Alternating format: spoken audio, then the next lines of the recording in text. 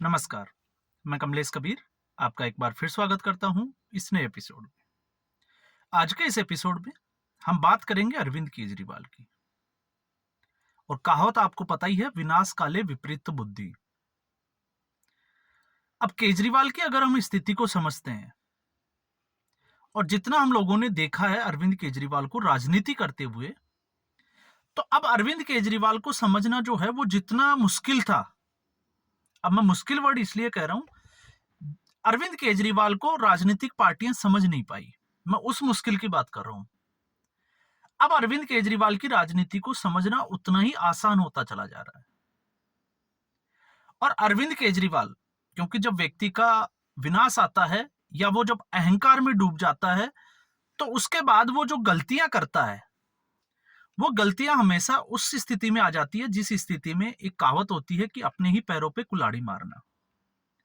अब अरविंद केजरीवाल जो है वो अपने बुनाए हुए उस जाल में जो है वो खुद फंसता चला जा रहा है। और मैं ऐसा क्यों कह रहा हूं, इस संदर्भ में मैं आपके सामने दो फैक्ट्स रखूंगा। एक फैक्ट्स,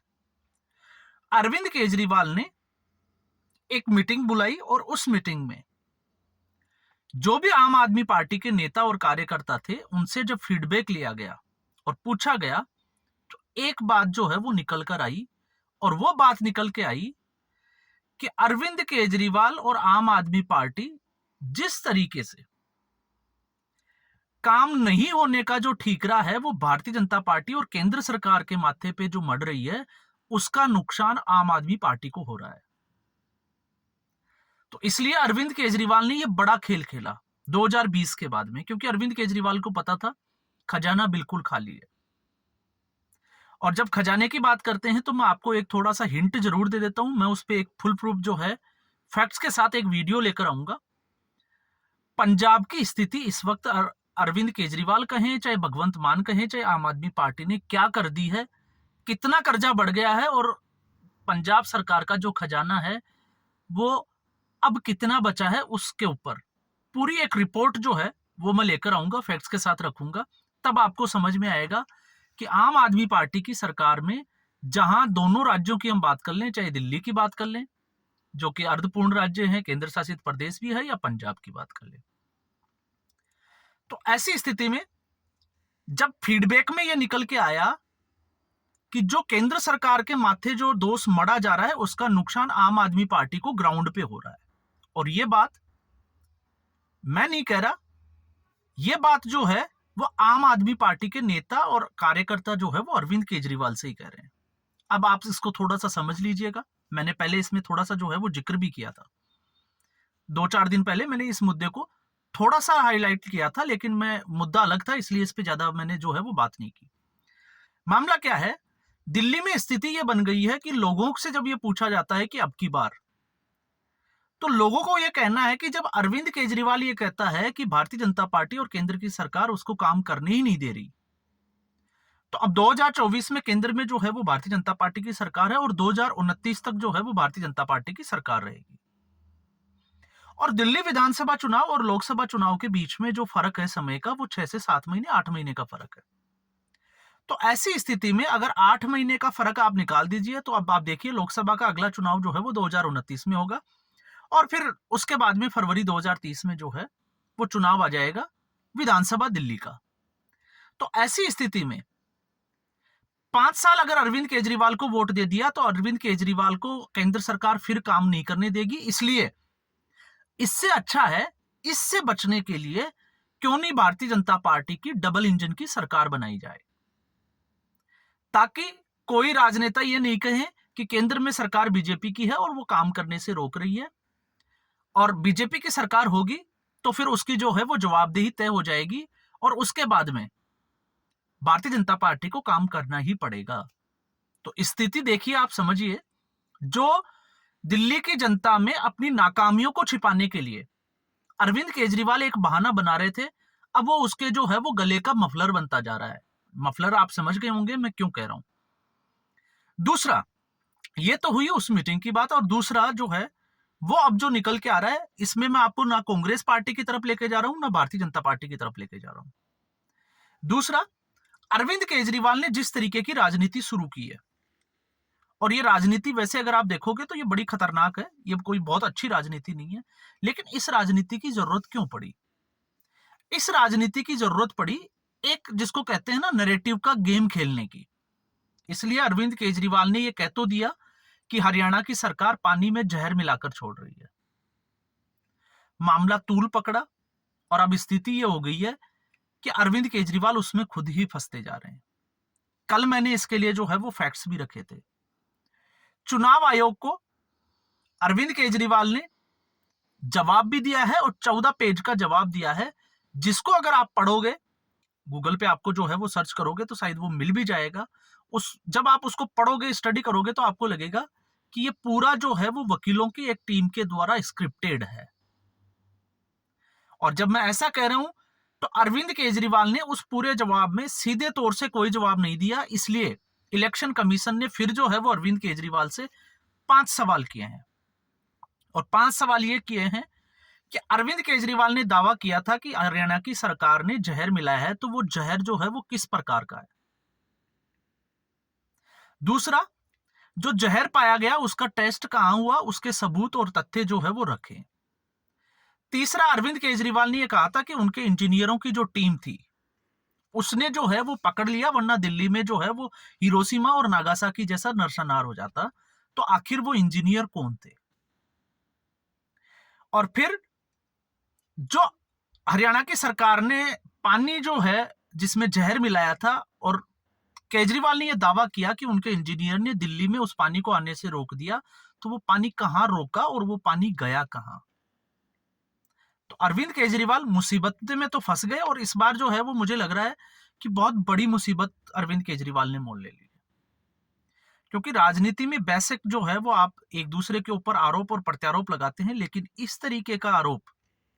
मुझे नहीं लगा कि इतिहास में जो है वो शायद ही किसी ने लगाया होगा। पार्टियां बहुत आई और बहुत जो है वो पार्टियों की राजनीति हमने देखी भी है और निचले स्तर तक की राजनीति देखी है, लेकिन इस तरीके का किसी पार्टी ने आरोप लगाया हो, ये इस इतिहास में पहली बार है। और ये इस आरोप की जरूरत क्यों पड़ी, आप अगर उसको समझोगे तो इसकी जरूरत इसलिए पड़ी क्योंकि अरविंद केजरीवाल के पास जो तर्कस के जो तीर थे वो सारे खत्म हो चुके थे। और जो तर्कस के जो तीर थे उसमें अरविंद केजरीवाल अब तक, आपने देखा होगा, मैं यहां पे बात नहीं करना चाह रहा था, लेकिन जब बात आ गई, राहुल गांधी के दोबारा कांग्रेस पार्टी के एक्टिव होने से पहले अरविंद केजरीवाल जो है वो बयान जो है वो नपे तुले दे रहे थे। एक बैलेंस करने की कोशिश की जा रही थी अपनी नाकामियों को छुपाने के लिए। आपने देखा होगा वो ना दावा कर रहे थे कि कितनी सीटें आएगी, जब भी वो किसी मंच पे जाते थे वो जिस प्रकार सॉफ्ट स्पोकन, पुरानी बातों पे जाना नहीं चाहते थे, और जिस तरीके से वो कहते थे कि अगर मैं ऐसा करूंगा तो लोगों को मेरा अहंकार लगेगा, और लगातार वो ये कहते थे कि वो जो 3 वादे जो पूरे नहीं कर पाए, चाहे वो पानी का हो या यमुना की जो सफाई का मुद्दा हो, तो ये तमाम तरह की बातें जो है वो बड़े ही, जिसको कहे कि प्यार से जो है वो उसको डील कर रहे थे। और क्यों कर रहे थे? क्योंकि तब तक उनको ये लग रहा था कि कांग्रेस पार्टी जो है वो साइलेंट हो गई है, और कांग्रेस पार्टी ने जो है वो रास्ता छोड़ दिया है अरविंद केजरीवाल के लिए, इसलिए इस चुनाव में ध्रुवीकरण नहीं होगा। अब आप ध्रुवीकरण की इसको थोड़ा सा समझ लीजिए, इसमें भारतीय जनता पार्टी भी जो है वो ट्रैप हो गई है। अब ध्रुवीकरण में क्या था कि सिर्फ और सिर्फ अरविंद केजरीवाल को एक एज था, क्योंकि भारतीय जनता पार्टी का वोटर जो है वो स्टेबल सा दिखाई देता है, और ऐसी स्थिति में अगर हिंदुत्व का तड़का और लग जाता है, मान लीजिए,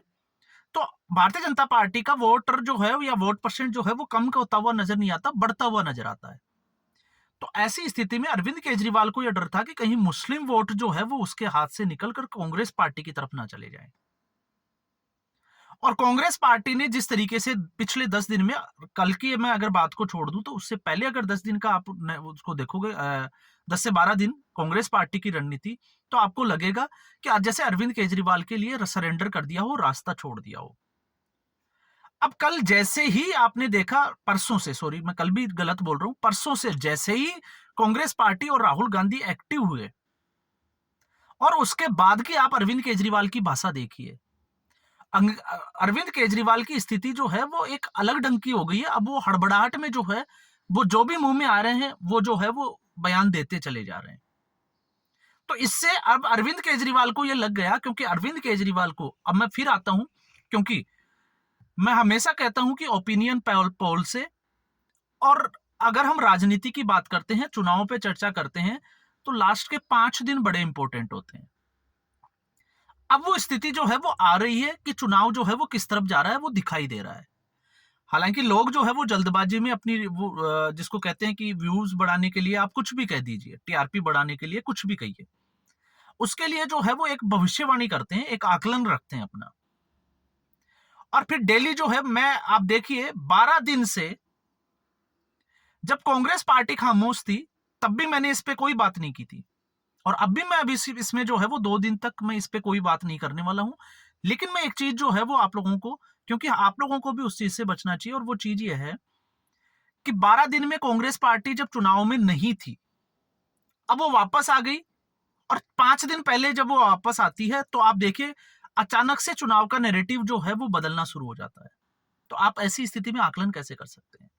और जब इस स्थिति में आप आकलन करते हो तो आप सोच के देखिए, जिसकी मैं पहले बात कर रहा था कि आम आदमी पार्टी को ये अच्छे से पता है कि 20 सीटें उनकी हाथ से जा रही है, तो 62 में से अगर 20 निकालते हैं तो आम आदमी पार्टी आ जाती है 42 सीट्स के ऊपर। और अब ऐसी स्थिति में जब कांग्रेस पार्टी अपने लाव लश्कर के साथ चुनावी मैदान में उतर जाती है, और सीधे तौर से, मैंने कल भी, आप वीडियो देखिए, मैंने उसमें बात की है, राहुल गांधी का जो वीडियो था, और उसमें मैंने ये बात की है कि जिस तरीके से अरीबा खान ने सीधा बोला कि संबल के मुद्दे पर मुस्लिम वोटर्स या मुसलमानों के साथ राहुल गांधी जिस तरीके से खड़े थे कांग्रेस पार्टी, ओखला सीट से आपको पता ही होगा, और वहां पे मुस्लिम बाहुल्य, तो उन्होंने साफ तौर से ये दिखा दिया कि हमें और किसी का वोटर नहीं चाहिए, हमें सिर्फ और सिर्फ जो है वो मुस्लिम वोट चाहिए। इसलिए कांग्रेस पार्टी जो मुस्लिम बाहुल्य क्षेत्रों वाली जो सीटें हैं, लगभग 12 सीटें, उसमें अपना पूरा दमखम झोंकेगी, क्योंकि इससे ज्यादा कांग्रेस पार्टी को पता है कि वो ज्यादा हासिल नहीं कर पाएगी, क्योंकि मुकाबला जो है वो पहले से ही सेट हो गया भारतीय जनता पार्टी और आम आदमी पार्टी के बीच में। अब आप मान के चलिए, इन 12 सीटों में से अगर 5 सीटों के ऊपर कांग्रेस पार्टी अगर आम आदमी पार्टी का खेल बिगाड़ जाती है, अब या तो वो सीट कांग्रेस पार्टी के साथ जाएगी, और अगर कांग्रेस पार्टी आम आदमी पार्टी का खेल बिगाड़ देती है 5-6 सीटों के ऊपर, तो वो सीटें जाएगी भारतीय जनता पार्टी के साथ। तो आप उस स्थिति में, आज अरविंद केजरीवाल जो है वो सरकार से बाहर है। आज की स्थिति में अगर हम सही तरीके से आकलन करके देखें तो अरविंद केजरीवाल हार रहे हैं चुनाव, पूरी मेजोरिटी के साथ उनकी सीटें नहीं आ रही है। फिर भी मैं कह रहा हूं, क्योंकि अभी हमें 2 दिन और वेट करना चाहिए कि आगे जो है वो किस तरीके से इसमें जो है वो डेवलपमेंट होने वाला है, और उसके बाद हम चर्चा करेंगे, और बाकायदा जो है वो सीट वार इसका आकलन करके देखेंगे कि क्या स्थिति जो है वो अरविंद केजरीवाल की बनी हुई है। लेकिन ये मेरा जो है वो अभी का आकलन है, और जो मेरा आकलन जो मैं अभी सोच पा रहा हूं, उस स्थिति में हो सकता है मैं गलत साबित हो जाऊं 8 फरवरी को, लेकिन आज की स्थिति में मुझे जो लग रहा है वो यही लग रहा है कि केजरीवाल सत्ता से बाहर है, और बाहर होने की सबसे बड़ी वजह है आम आदमी पार्टी को खोखला करने की। और आप देखिएगा, अगर आम आदमी पार्टी 8 तारीख को, 8 फरवरी को हार जाती है, सत्ता से बाहर हो जाती है, तो आम आदमी पार्टी के नेता अरविंद केजरीवाल पे अंगुली उठाना शुरू कर देंगे, और सारी चीजें जो है वो पब्लिक डोमेन में आ जाएगी कि आखिर अरविंद केजरीवाल की इस राजनीति के पीछे की मंशा क्या थी, और पिछले 5 साल में अरविंद केजरीवाल ने क्या किया। ये आपको और हमें ना सोचने की जरूरत पड़ेगी, और ना उसको जो है वो ढूंढने की, सर्च करने की जरूरत पड़ेगी कि हुआ क्या था। ये आम आदमी पार्टी के नेता और कार्यकर्ता खुद ही बताएंगे। तो आज के एपिसोड में बस इतना ही। उम्मीद करूंगा ये वीडियो एपिसोड आपको पसंद आया होगा। वीडियो को लाइक करें, शेयर करें, चैनल जरूर सब्सक्राइब करें। धन्यवाद।